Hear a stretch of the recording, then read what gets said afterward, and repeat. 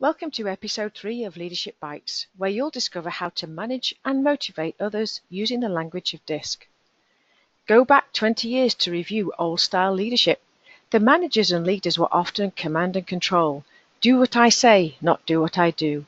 A change was definitely needed, and a change did come. The people who are successful as leaders and managers in today's fast-paced business world are those who are able to change their behavior according to the situation and the people involved. We call this behavioral agility, and it's a term used for leaders who are able to recognize the needs of the person stood in front of them and adapt their behavior accordingly. To do this effectively, you need to know your own profile. If you have a preference for high steadiness, for example, then you're likely to assume others like the same steady, organized and methodical approach you do. If you have high influence on your profile, then you'll appreciate praise and recognition for a job well done. You may even want it shouted from the rooftops for all to hear. But what if someone you are managing has no influence on her profile and you want to reward her for a job well done? A person high in steadiness and compliance would not like to be put into the limelight. It can make her feel uncomfortable and undermine your intent of rewarding a job well done. Each of the profile types is driven by something different, and each will require you to lead, motivate, and manage them differently. As a leader, it's always good to know the individual ways of your people. The more time you spend observing them in action when things are going well and when things are not going so well, the more you can spot profiles in action and use that knowledge and language of DISC to help you in managing them and motivating them more effectively.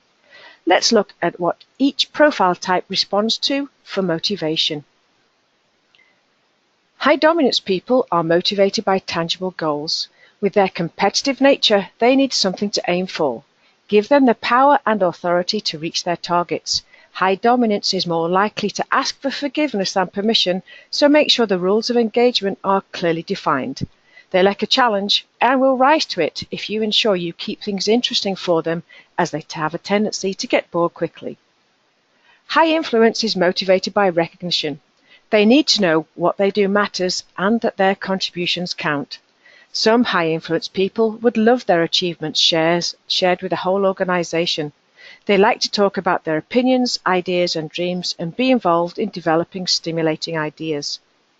High steadiness is motivated by security, most often incredibly loyal to an organization as long as they know what is expected of them and what they can expect in return, no surprises.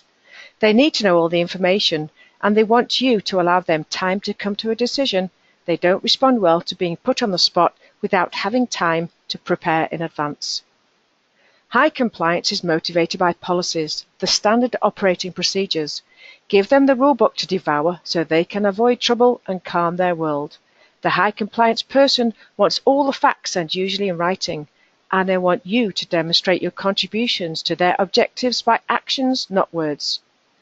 Now you have some idea what each DI, S and C want from you and how each is motivated. How can you manage each effectively? Recognizing the limitations of the people you lead and knowing how to manage them will set you apart as a leader of people. High dominance may overstep prerogatives, override people, and resist participation as part of a team. Manage them by negotiating clear and demanding objectives, raising the awareness of needing others to succeed, and recognizing their personal effect on others in the team. High influence may have difficulty planning and managing their time, be unrealistic in appraising people, and make decisions based on surface analysis. Manage them by gaining agreement and commitment to deadlines, encourage them to view people objectively on performance, and to understand the value of analyzing data. High steadiness people may take a long time to adjust to change. They can hold a grudge and be relaxed and contented with the way things are. You can manage them by providing support and encouragement during change, help them understand holding a grudge can negatively affect their long-term prospects, and help them participate in freewheeling discussions. High compliance can be over-reliant on the rules, get bogged down in the detail, and yield their position to avoid controversy.